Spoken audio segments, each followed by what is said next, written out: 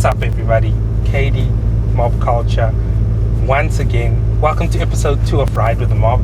And today, we have the ever so beautiful Rowena. We're currently in Rowena GP, the big, infamous MK 7.5. Rowena, welcome to Ride with the Mob. Thank you so much for having me, Katie. Would you please tell the viewers a little intro and a little bit something about yourself, who you are, what you drive, what you do? The floor is yours. Thank you so much.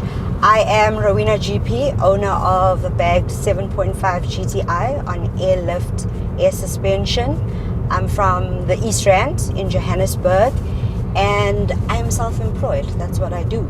Oh, great. Now, Rowena, you watched the first episode. We just spoke about it. You love the concept. Loved it. This is something new. I wanted to do something different. I wanted people to get to know you from a different perspective. Off social media, off any platform, off car shows. I wanted to get a little bit personal. 100%. And I want to start with a question that probably everybody asks you. What got you into cars? I've always been into cars since I was a young girl. Not that we were exposed to a lot of cars. I come from very humble beginnings. My late dad drove what he could afford, which wasn't much, but I've always had an interest in it from a young age. It's always just been something that I was passionate about. Okay. Tell me, what was the first car you owned? I had a 2005 Ford Fiesta 1.4. I was so proud of it. It was blue. I had a little 17-inch TSW wheels going on there. I also had a little bit of sound, 2 6x9s. Ooh. It wasn't the greatest, but it was mine. It was my first car that I bought by myself, for myself. No handouts from anyone, no help from mom and dad. So yeah, even though it wasn't my dream car, it was enough for me at the time. And I'm very proud of it, yeah. No, 100%. That's humble beginnings. Yes. Fords are nice cars. They are, but now that I have a little bit of money, I don't think I'd drive a Ford again. You mean not a Fiesta? No, just not any Ford. I like a Ranger, but you can't really get into a Ranger nowadays. It's expensive, eh? It's expensive. Yeah, for fuel. They're high risk, And I'm sure blessers only drive it. so tell me, you love stance. Stance is all, for me personally, I think stance has become such fashion in our car community and our culture. Yes. And you represent it very well. Thank you. I want to ask, and I'm sure everybody's keen to know, how did you get into stance? What was the first interaction you had with stance as a stance community or stance car?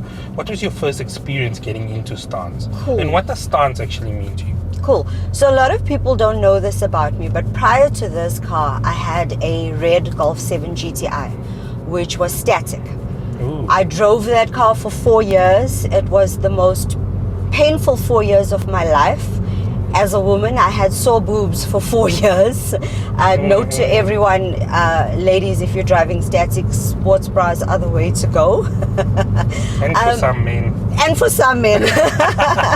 But yeah, I drove static for 4 years, and then when I sold the car and I bought the 7.5, the question that I asked myself is, okay, where do you go from static? So it was a long road, a long, tough road of saving money and making a lot of sacrifices. But after a while, I had enough money to bag my car. You have to grow as well. You have to take it up a level. You 100%. Can't be in the same thing, doing the same thing, because it doesn't really represent your hard work. Yeah. So that's why I bagged my car. But the driving static was really an absolute pleasure, very humbling. Shout out to all the static gens. I really do believe that the static community is actually what is keeping Stance alive. Oh. I always make this joke saying bags are for groceries. We drive with bags because we can afford it, and it's because it's convenient. But I believe that the coilover squad is the guys that are really keeping the stance community alive. It's hard work. It's hard work, Katie. It's hard work. And they do it as such gentlemen as well, you know? Yeah. So yeah, I'm very proud of that. I like the way you put that. There's levels to this, and I think that's one advice that we can give everyone out there is just keep your never. How do I put this? Never give up on your dreams. Absolutely. So if you are static and you do want air suspension and you dream about it every day, you'll get it. Yes. You will get it. You know, and that's the next thing that I wanted to ask you. If you had to give advice to someone new coming into the car scene, they've got a budget, let's say a low budget, they've just got themselves a car, what would you advise them to do and how to approach enjoying the scene as a whole? Own lane, own pace, own race. Mind your own business. Don't compete with the guy next to you. He has his own budgets, his own point of view, his own way of doing things. Do it for yourself. If you can only afford to cut your goddamn springs and bounce your way through life until you can afford to go to the next level. But you know what I've learned over time is that in this community, guys are too competitive, and it starts making the community a bit ugly. Don't compete with anyone. It's you versus you out there. Do what you can, when you can, and how you can afford to do it, and you'll be happy. I agree. Yep. 100% agree. Own lane, own pace. 100%. That's a beautiful saying. Thank you. And that brings me to my next question. Being a female in the stance scene, I want to almost say it's like a sport when it comes to competition, because there's healthy competition. But what's your input on the competitive nature of shows nowadays? So I don't compete at all. I'm not a competitive person. I also don't feel that anyone, unless you're Jesus himself, you do not have the right to judge my car and qualify it for a trophy. This is what I can afford. It's so personalized. It's customized to my own taste and my own budget. So I don't think that anybody has the right to judge your car. But personally, I enjoy a good car show, but not a competitive one. Like I'm saying, I'm just not a competitive person, and I feel that every car is such an individual reflection of the owner, of the driver. How do you compare one person to the next? It's impossible. I was actually on a podcast 2 nights ago, on the Creative Blockman podcast, and something came up about competition and artists. Yeah. And there's the one saying that I always say when somebody asks me about being competitive in photography scene. Yes. Because it's so cutthroat. You've got to stick with trends. And I advised the viewers on the podcast that once you start competing or once you start looking at competition, you've already lost. 100%. You've already lost. You've lost your passion for what it is that you're doing. I don't even believe in healthy competition, to be honest. Look, I did participate in a very big car show in Wombats at the beginning of the year, very beautifully organized. I had a great time. Katie, you were also chilling with me for quite a bit. I don't know, is there evidence? We shared a lot of Jameson together under my gazebo, so there is evidence. But I participated. I didn't win, but I didn't care to win. It wasn't something that I intended to do. I used that platform to show young girls that you can also do it. You can also work hard, sacrifice, put your car up on a stage and compete, not just with the men, but as good as the men as well. Yeah. So it was not my intention to go there and win something. Like I said, I didn't care to. I just used the platform to inspire and encourage the youth of this country that you too can do what I did. Oh, that's lovely. I love that. And I think we do need more female car enthusiasts out there. I think they need to stop hiding. Yes, I'm very passionate about it. I also believe that our country lacks a lot of good female role models. You know, if I could just say something personally, we have young girls that have an OnlyFans account and think that it's a profession. And it's not, because you have a shelf life, your body's going to age, and then what are you going to do afterwards? So I want people to see that it takes a lot of hard work and dedication to realize your dreams. I'd also just like to mention, if you don't mind, I only have a matric certificate to my name. So I came from a very financially challenged home where as soon as I finished matric, I literally had to wait to turn 18 and start working to put food on the table. Yeah. I couldn't afford to go to college. I couldn't afford to go to university. Everything that you see today is based on no formal education. It's literally me working my ass off to survive and to accomplish my goals. That's why it's so important that for me as a woman in this community, I want people to know that you can do it too. You can do it. You can come from nothing like I did, and you can do it. All you need to do is work hard, work with honesty and integrity, and most importantly, don't ever give up. Don't give up. Don't give up. Big ups, big ups. Props to you. Thank you so much. Well done on all your hard work. Thank you. That's great. I love that. Yeah, never give up, guys. Never, ever, ever give up on those dreams and those goals. I've been through it, Katie. I've been through it. I was 14 years old in grade 9 when the municipality switched off our electricity because we couldn't pay for it. I've been through it. I've battled poverty. I've lost family members where I've battled with, with depression. Yeah. And I'm going to speak openly about it because, like you said, this is Rowena GP Unfiltered, where I can speak on a personal level. But I've been through it. That's why I'm proud to say that I've never given up. And here I am today just because of that mindset and from believing in myself. And I want to encourage people that are watching this, don't give up on yourself. Keep pushing, keep conquering as well. Your challenges are only as big as you make it. Yes, I fully agree with you. Thanks for empowering me. Thank you. I have to say thanks. You can actually make a U-turn right here. So maybe a right and then it's a U-turn and we can go back. Okay. Okay, so now I want to get to the fun segment. Yes. I want to know what is in Rowena's playlist currently. What music are you currently listening to? I listen to the same thing all the time. Whether I'm happy, sad, drunk, I listen to the same thing. It's Nigerian Afro beats. Oh. So yes, a lot of people don't know that about me, but I'm a very big Burna Boy fan. And Burna Boy, if you're watching this, my car is really, really low. You can slide into my DMs. Burna.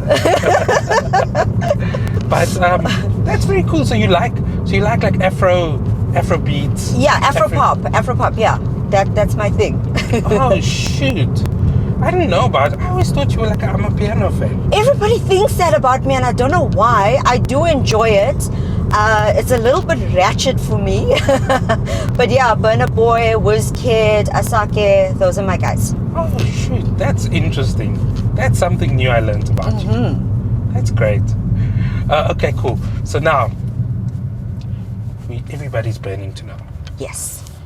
What is Rowena's drink of choice? If you don't know what is my drink of choice, then you've been living under a rock for the longest time. I drink Jameson. It's the only thing that I drink. If there's no Jameson available, Yeah. I won't drink. Oh, for real? Yeah, it's the only thing that I like that agrees to me. No headaches, no babalas, makes me feel good. And I also just need to mention that I lost my dad in March last year. And my dad, shout out Dada, he was my Jameson drinking buddy. Oh, okay. Yeah. Oh, that's interesting. How was the Select Reserve in Cape Town? It was awesome. Look, it costed me a whole damn 500 Rand. I was too scared to even pee because I didn't want to waste that money. It was expensive, but it was really nice. I enjoyed it. Select Reserve is the only Jameson you should drink. Yeah, when we have that. I think it's worth saving up to, It is. because I think just the batch alone is, it's beautiful. Yeah. I'm a fan of Select Reserve Jameson. Yeah, well, you actually told me to pop a Select Reserve Jameson in Yeah. Cape Town, which I did, and I Yeah. enjoyed it. No, but Jameson is a good. I just feel like it's a feel-good whiskey. It is. It's a feel-good whiskey. It is. Rowena, Yes. now I got to ask you something. What's your take on load shedding? So I have a confession to make, and I hope nobody hates me for this. My house is solar powered. Ooh. Yeah, I saved up a lot of money, and I put solar in my house, so I am actually not a victim of load shedding at all. Sorry about that, guys. Oh man, I was hoping for like an interesting answer here. But- Sorry, and I don't even mean it as a flex. I literally Yeah. was dying. So I run my own business from home. So it And was a necessity. yeah, it was a necessity. So yeah, it costed a lot, but it's definitely worth it. So yeah.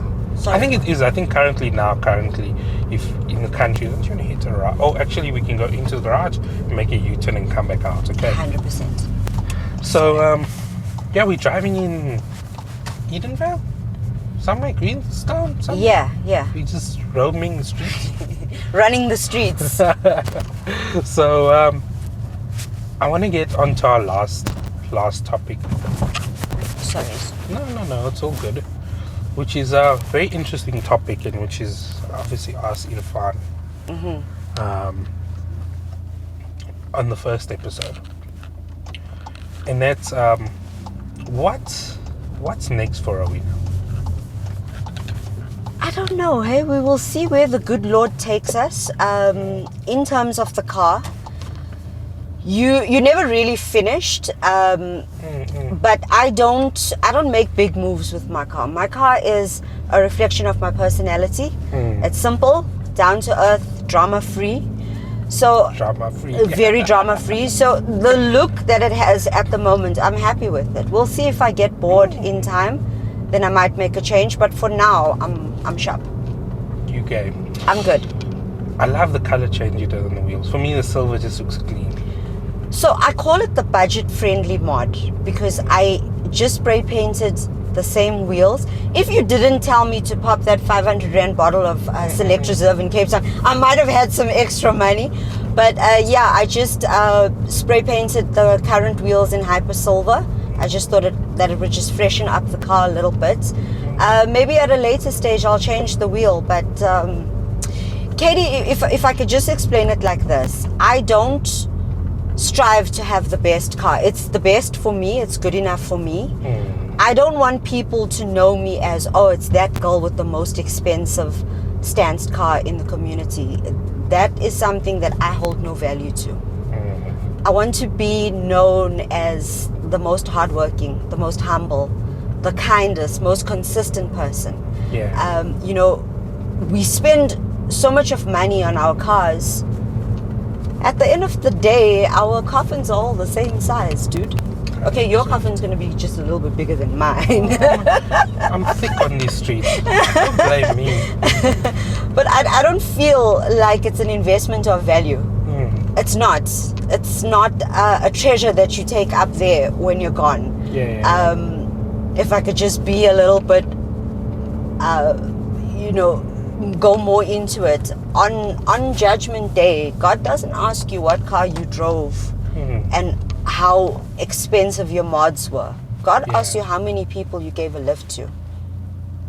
You are judged on how many people did you use your car to inspire. Yes. It's not about the size of your house and how expensive it is. It's how many people did you open your home to and provide a meal and good company to. That is the values that I live my life with. So yeah, I mean, my car's nice. It's good enough for me. But it's not the most important thing. I drive the car. The car doesn't drive me. I like that. That's very inspiring. Thank So I you. was going to ask you to give a shout out and give an inspirational quote to people that are maybe suffering from depression right now, or just need that inspiration to keep building and keep going on. But I think you just summed it up. Thank you so much.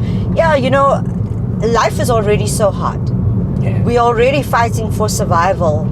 Some of us are hanging on by a thread every day. We shouldn't be making life even more difficult. Now we must go compete at car shows. For what? For who? It makes no sense. Do what you can. Enjoy your life. There is something very interesting that I would like to share that I've heard. Before you do that, Yeah, can we put these on? 100%. Where's mine? I thought you didn't want to mess up your hair though. Well, too late now. Guys, it's Jesus' birthday in like a few days. Yay. This is our Christmas episode. Yes. Yes. Now we're born. So yeah, sorry for interrupting you. No problem. I even forgot what I wanted to say. Yes. You cannot conquer your entire life, right? It's too long. Yeah. But you can conquer each and every day. Yes. So just wake up, smile, have the spirit of gratitude that you're alive, even though you may not be where you want to be financially, professionally. Just live in the spirit of that day. Conquer that day. When you go to sleep at night, be proud of yourself and say that you gave your best effort for the day. But life is like that. You just got to take one day at a time. That's all you can do. That's some really good advice. I sound like Dr. Phil. Maybe you are. The next Oprah. It's important to me, I can't not use my life experiences to not inspire the next person and try and give advice. And like I said, I'm so passionate about the youth. We're living in a generation where they have this sense of self-entitlement. Mm-hmm. Yes.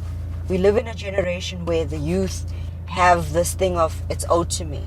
They're lazy. They're inconsiderate. So, just in terms of that, the only way we can change the future of our country, the only way we can change the mindset of our current generation is just by setting an example. Role models, like you said. Role models, that's it. And that's better why role models. we need better role models. And that's why, like I'm saying, it's so important for me to share my story with people so that people know I came from nothing, but I'm something today because I worked hard and I believed in myself. Yeah. Power to you. Thank you. Rowena, thank you so much. Thank you. We are blessed to have you on an episode with Rider of the Mob. Thank you. And your dad would be very proud of you. Don't make Very, me very cry. Don't make me He would be cry. very proud of you. Thank you. You've done so much in the scene and we thank you. Your humble approach has humbled us all. Thank you. You drive a sick car. You have an awesome personality. You are a true gem in our scene. Thank you so We much. thank you. Before we go, Mhm. what are you preparing for Christmas? Roast? Everything. Turkey, roast, yeah. chicken. You're welcome Jeez. to come if you want. No, I'm going to be feasting everywhere. So, but thank you so much. Guys, please follow Rowena GP on Instagram. I'm going to hook up the Instagram handle somewhere around here. It's going to pop up. Please like, subscribe, guys. Thank you so much. I hope you have a wonderful festive season. Please be safe. Don't drink and drive. Park Dom, live long. And guys, have a good new year. I will see you guys out there in 2023. Rowena? Merry Christmas to everyone. All the best for the new year. Katie, I also just want to thank the brand of Mob Culture for inviting me to be on this absolutely awesome and very innovative segment of the content that you normally provide. Yeah. I do appreciate you giving me the platform just to be unfiltered, because on Instagram there's a lot of filters there. Yeah. It's my pleasure. Thank you. I'm so glad that you came on and you said yes to it. Thank you. Rowena, guys, we out. Obligation. Everything. that's not what I wanted to say.